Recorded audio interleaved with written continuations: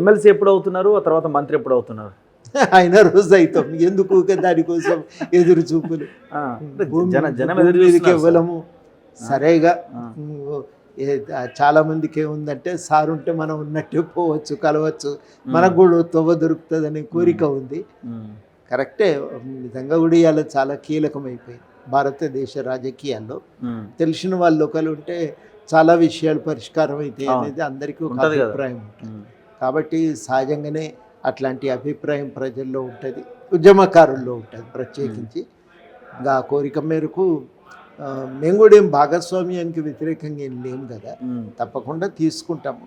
కానీ దానికోసం అదే పనిగా అది ఒకటే లక్ష్యం అన్నట్టుగా అట్లేమి వెంపర్లాడుతూ మిగతావన్నింటినీ మర్చిపోలేం కదా. అది చాలా కీలకం. ఆ పనులన్నీ జరుగుతూ ఉన్నాయి. ఏవేవైతే ఈ ప్రభుత్వం వస్తే సాధ్యమవుతాయని అనుకున్నామో వాటి సాధన వైపు మా ప్రయత్నాలు జరుగుతున్నాయి. ఇప్పుడు సుప్రీంకోర్టులో వచ్చిన జడ్జిమెంట్ ప్రకారంగా చూస్తే మీకు లైన్ క్లియర్ అయినట్టే కదా సార్? అయినట్టే, ఎందుకంటే హైకోర్టు జడ్జిమెంట్ మీద స్టే విధించిండ్రు.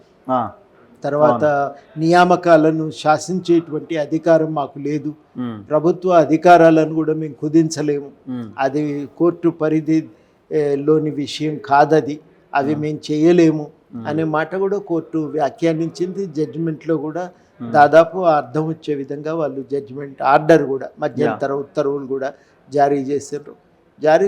కాబట్టి ఇప్పటికి ఇబ్బంది ఏం లేదు. కాకపోతే ఒకటే షరా ఏం పెట్టిందంటే తుది ఉత్తర్వులకు లోబడి అని అన్నారు కానీ ఇక తుది ఉత్తర్వుల్లోనైనా గవర్నర్ని అయితే శాసించే అధికారం అయితే లేదు కాబట్టి మరి ఏం జరుగుతుందో చూడాలి.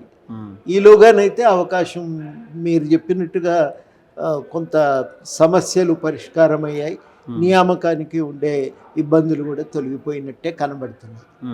ఏమో ఎడ్యుకేషన్ మినిస్టర్, విద్యాశాఖ మంత్రి అంటున్నారు బయట. అయితే ఏమవుతుందో నాతోనే ఎవరు చర్చ చేయలేదు.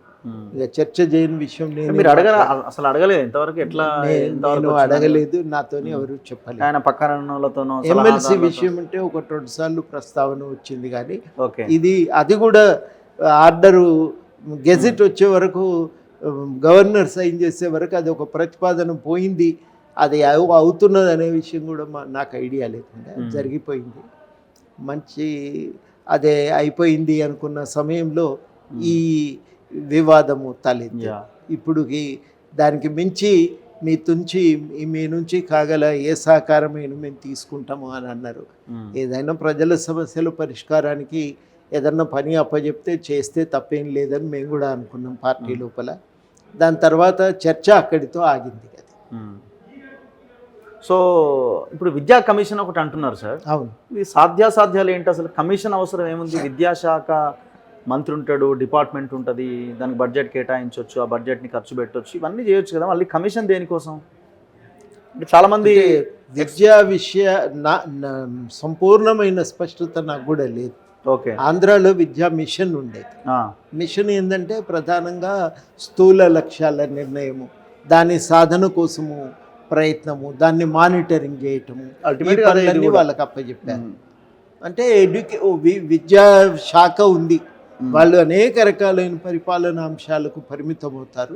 కేవలం విద్యారంగంలో నైపుణ్యాన్ని, దాని ప్రమాణాలను పెంచటం లక్ష్యంగా ఈ మిషన్ పనిచేస్తూ ఉంటుంది. ఆ ప్రమాణాలను పెంచే లక్ష్యంతో రకరకాల పనులను వాళ్ళు చేపట్టి ఆ పనులన్నింటినీ మానిటరింగ్ చేయటం, అమలును పర్యవేక్షించటం, అవి వాళ్ళు బాధ్యతగా తీసుకుంటారు అనేది నాకున్న అవగాహన. అంతకుమించి నాకేం స్పష్టత లేదు. అయితే ఈ కమిషను లేకపోతే మిషన్ అంటారా, దాన్ని సంబంధించినటువంటి స్వరూప స్వభావాలపైన ఇంకా కొంత చర్చ జరగాలి. జరిగిన తర్వాత దానిపైన ఒక చట్టం తీసుకొచ్చైనా దాన్ని ఏర్పాటు చేయాలనేది నిర్ణయమైంది. సో నేను అగ్రికల్చర్ కమిషన్ మీద నాకు ఐడియా ఉంది, ఎందుకంటే గతంలో ఆంధ్రప్రదేశ్ ప్రభుత్వం వ్యవసాయ రంగ సమస్యల పరిష్కారం కోసం కమిషన్ వేశారు ప్రొఫెసర్ రాధాకృష్ణ గారి నేతృత్వంలో. అందులో ప్రొఫెసర్ డిఎన్ నరసింహారెడ్డి గారు కూడా ఉండేది, సెంట్రల్ యూనివర్సిటీ. అప్పుడు మేము దాని మీద ఆ కమిటీ నివేదికను అధ్యయనం చేసాం.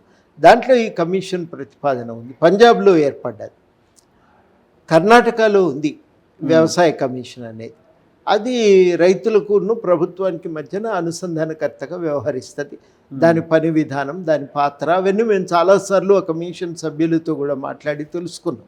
దీనిపైన నాకు కూడా సంపూర్ణమైనటువంటి అవగాహన లేదు.